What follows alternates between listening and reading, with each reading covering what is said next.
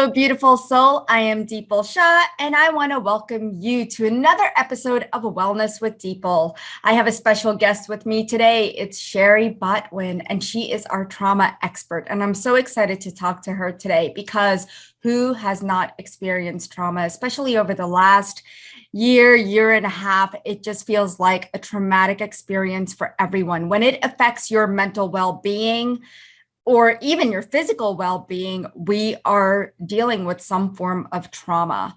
So let me ask you this question, right? Have you ever experienced a time where you were so scared? You were like in this unknown, you have no idea, there's this uncertainty, and you're just having this moment where you're just in fight or flight, you're frightened. Each and every one of us has been through some form of experience like that, whether in childhood or as a teen, as an adult, or even now. And it can cause anxiety, it can cause depression. And later on in life, it can even trigger us. And we're going to talk to our trauma expert, Shari, today about all of these things and how we can recover. Whether you saw somebody have a traumatic experience, whether you heard about a traumatic experience, or whether you've been through something yourself, all of this leaves an imprint. And Shari's going to help us understand how trauma works and how it manifests in the body and the things that we can do about trauma and how to release it and resolve it. Now, Shari has been a counseling survivor in recovery from all types of trauma. Her book, Thriving After Trauma, which we're going to talk about in a little bit, is just amazing. Shari has given expert commentary on breaking stories related to trauma, COVID-19, on a variety of international media outlets, including NBC Nightly News with Lester Holt, The Today Show, Good Morning America, and many more. She has dedicated her life's work to helping survivors after living through years of childhood abuse and multiple traumas in her early adulthood. So I want to welcome you, Shari. Welcome to Wellness with Dipal podcast. We are so grateful that you're here today. Oh, thank you so much for having me. You do such amazing work, and I'm really excited to talk with you today. Yeah, same here. And I always like to ask this question because to me, it's so fascinating. How did you get to where you are today?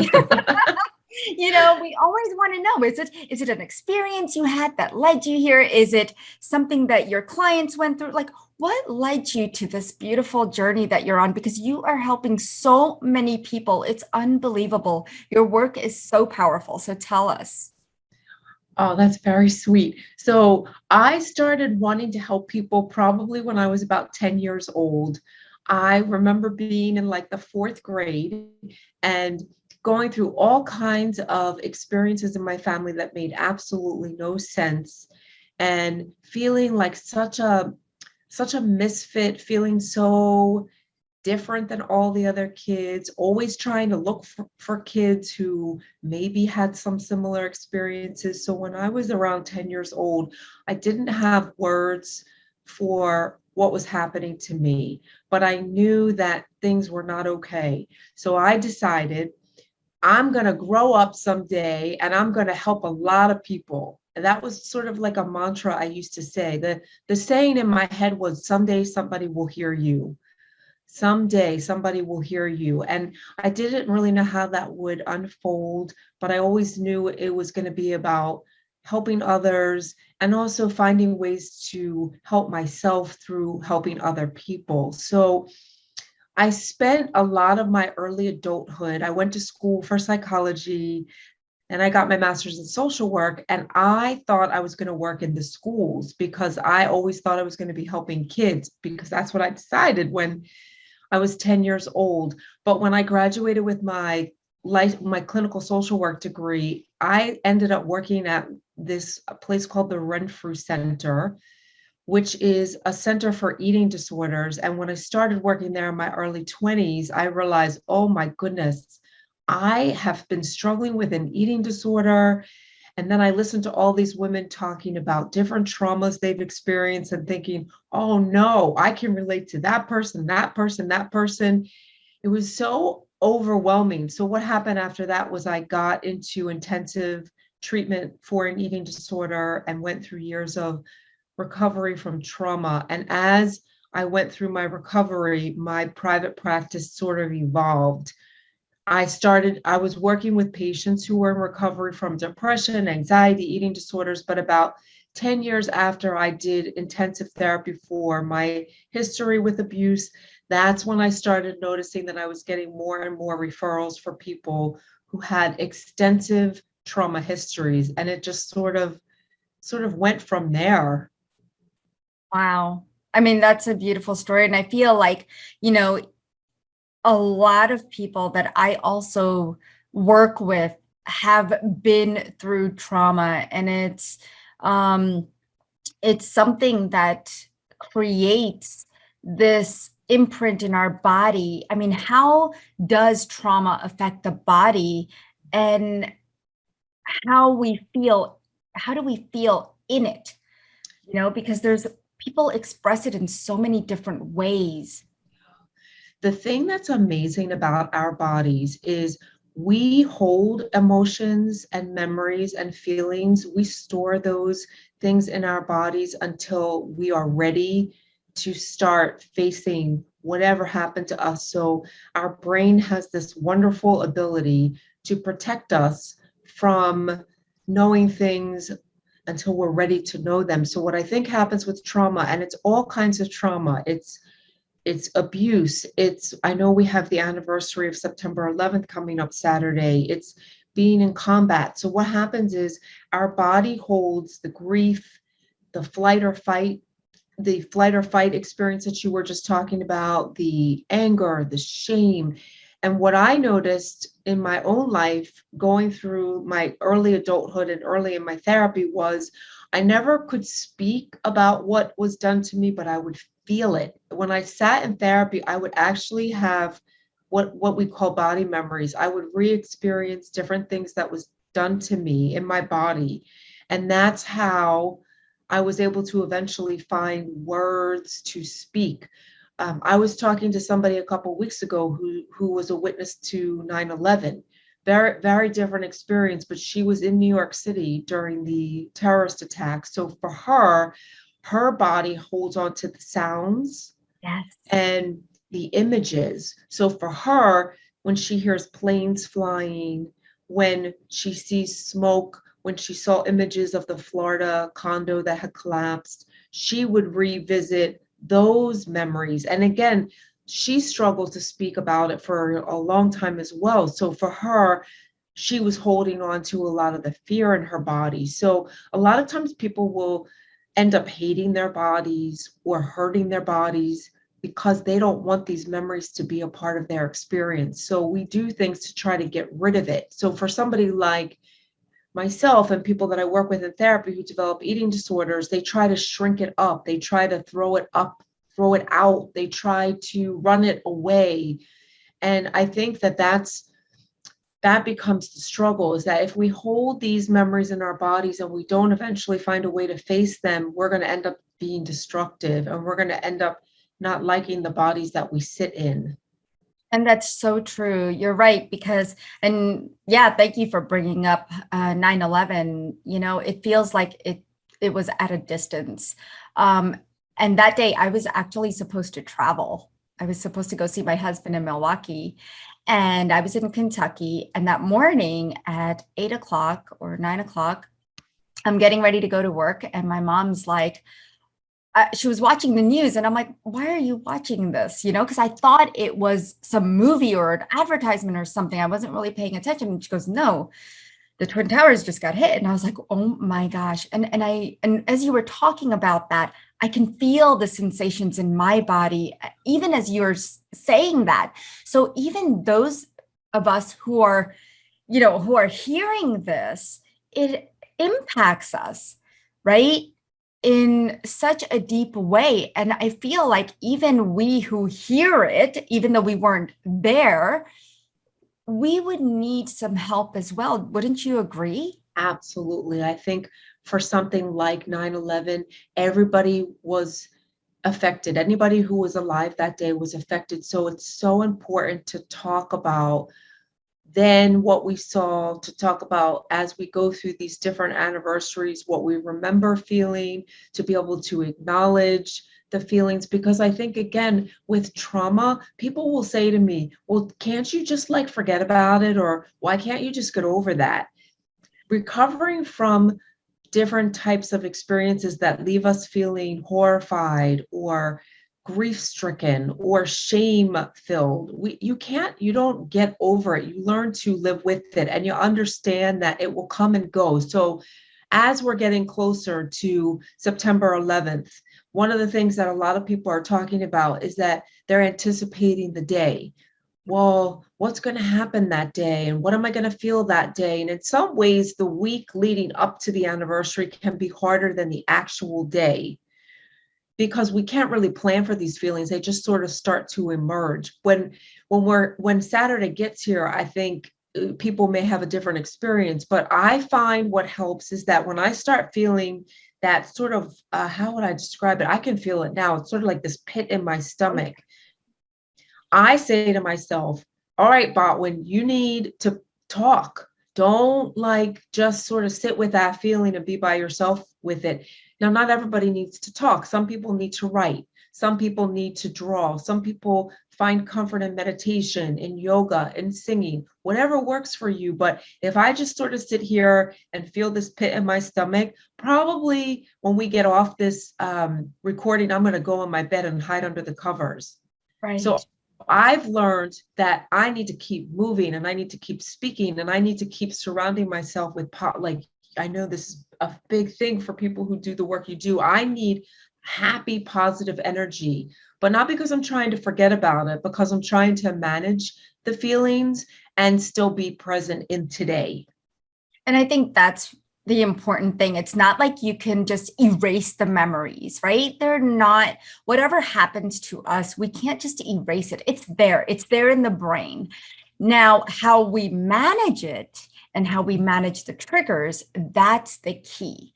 So, is it possible then to live that full life of happiness and joy even after surviving assault or abuse? Because as a child, I did go through some form of sexual assault.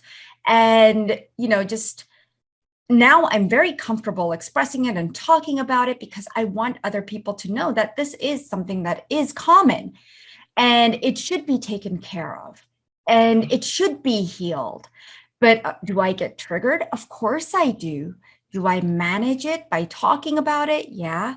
But what are some possible ways that you can share with us where we can live a full and happy life even after going through something like that? I mean, I think one of the things that's important is to recognize that the triggers are going to happen: holidays, birthdays, weddings, anniversaries. So to try to make a plan for how can I acknowledge the feelings as I have them, as they come up, and still be in my life today. So I'm thinking of an example. I'm thinking of someone, it's actually her birthday today. She's somebody I've been working with for about 8 years. And when I met her, she was 17. She had a raging eating disorder, and she was in a very abusive relationship with her boyfriend. I did not know that she was being sexually abused by her boyfriend until after we had been in therapy for about 4 years. Wow. Once she broke her silence, she spent a couple years speaking about the things that he did to her. And now we're 8 years later, and she's getting married next month. And she found this guy. I mean, it makes me so emotional when I think about it. She met this guy that's so different than her abuser and so different than her family, which was also her family of origins, very volatile. There's a lot of anger and alcoholism and rageaholism, all these different things that leave her feeling so unsafe through the years. So she worked really hard in therapy to just not to, again, not to get over what her boyfriend did to her, but to integrate it and to figure out, how do I set boundaries in my relationship? How do I feel safe with a man after I was violated by a man? So one of the things that we've been talking about as it gets closer to her wedding day is the differences. When she starts to feel triggered, she'll talk to me and I'll say, what's the difference between your abuser and your fiance? Tell me how it's different. Well, my abuser always asks me first. My fiance, he asks me first, are you okay with this? My fiance, if he notices that I'm seeming distant, he says to me, do we need to like do something different? Do we need to shift? So we talk about the differences, and that's how she can have a full life. Does it mean that she's not disrupted ever? No, there are times when she has flashbacks and she's disrupted, but she would say, I feel like I'm living a full life because I'm with somebody that loves me, that respects me, that understands to the degree he can understand, and I feel safe. So for me, that's living fully. So I think it's one of those things where you accept that you're going to need to continue to speak about it and work through it. And in a situation like domestic violence or intimate partner abuse, it means that when you're dating or with somebody else, you're going to need to be open to the idea that it's going to come up. Yeah. So I think she, for me, is a perfect example, because when I see her talking about her wedding, or the day, I remember our session when she told me she got engaged, she's beaming with like energy and happy and empowerment, Right. overcoming. And that's just one example. I feel like I'm thinking of many other people as we talk about this. It's true. Like we all want to feel empowered after going through a traumatic experience. Like, how do we get that power back? And that's wonderful, how you're helping people even after such a long time. Like this client has been with you for 8 years, and that's so beautiful. And now she's getting married. She's found out who she is, and she's recognized, and her spouse, she's got that support system. And I think that's really important to have a support system, especially after trauma. Um, what are some coping strategies that people can utilize in their recovery? What would you recommend? So one of the things I talk to people about is when when you're facing something that happened to you and it's something that affects you so deeply, you need to figure out how to have support around you during during the time you're in, whether it's therapy or you're dealing with it with family or your partner. You need to, what I say, set up a tribe, set up an army of people who you feel like are standing behind you and supporting you, even if you feel like some of these people don't fully understand, or some of these people you wouldn't want to talk specifics about what happened to you. The other thing I think you need to do is you need to figure out what makes you feel safe, what makes me feel grounded. What are some things that I can do when I feel like I'm sort of like turning upside down or my head spinning? So different strategies people have utilized are things, again, like yoga or writing or art. I know people who use animals as their therapy, whether it's their dogs or their horses. So you need to have a place in your house that's your safety zone. You need to be able to have a place that you can go to, whether it's on a hike or sitting at a beach, where you can kind of put your feet on the ground and really just be in the moment and calm, not just your mind, but calm your body. So coping is about, I think it's about recognizing when you need to use those different strategies. So sometimes we're in a situation where we can't just go to the beach or we can't just call a friend. So I think it's important to have inner dialogue that you can constantly refer back to. So like, say you're taking a test or you're interviewing for a job or you're about to walk down the aisle and you start having flashbacks.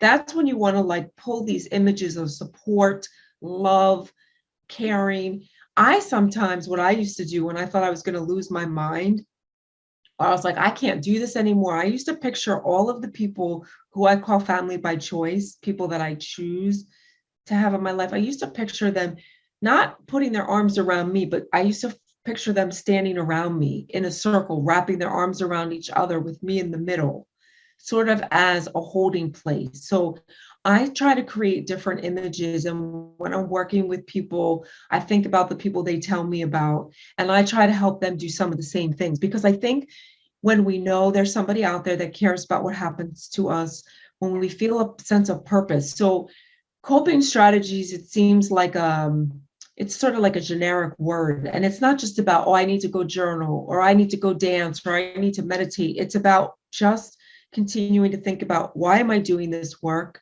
What do I want from my life?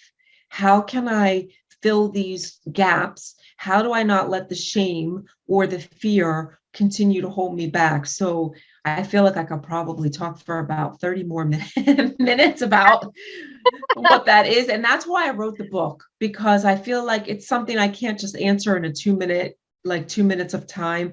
I really wanted to write this book because there's so many different things I've learned through my experience and through my work, and everybody's different. So what you need and what I need may not be the same, and that's okay too. Yeah, I agree. And show us the book, and I know you've got the banner behind you, and it's right there. And so that's awesome. I'm so excited about the book, and you know, who should experience this book, and when they read it, what should they get from it? So I wrote this book for the public. When I was writing the book, I was picturing sitting in a room with people who were survivors or are survivors. I picture sitting in the room with therapists, teachers. I picture sitting in the room with supporters, because a lot of times I have husbands, sisters, best friends saying to me, I don't know what to do, Shari. What do I do to help my friend? So I feel like I wrote the book for anybody who's experienced something horrible that they have not figured out how to deal with, but also their loved ones. And I think it is really important to talk with teachers, therapists, doctors, lawyers, judges, because again, like you were saying in the beginning of the show, we've all been through something at some point in our life that left us feeling like our world was turning upside down. And especially now with COVID and all the riots and political uproar, and now the images from Afghanistan, we've all been hit with things that just feel impossible to live with. So I wanted to write this book because I wanted to make sure that everybody has a different experience and everybody needs something different, but here's what we all have in common. That's really one of the things that I wrote about in the book, that we share similar